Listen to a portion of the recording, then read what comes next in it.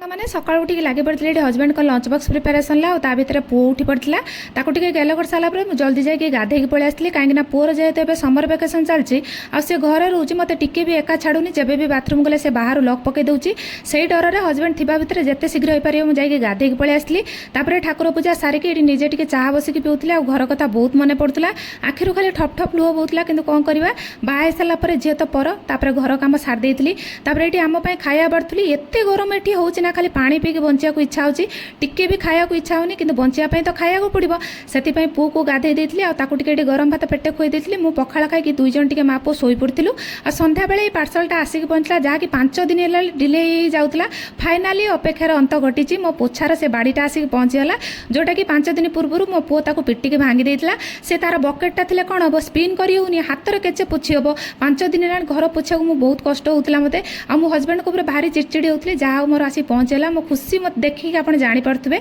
आज रही जय।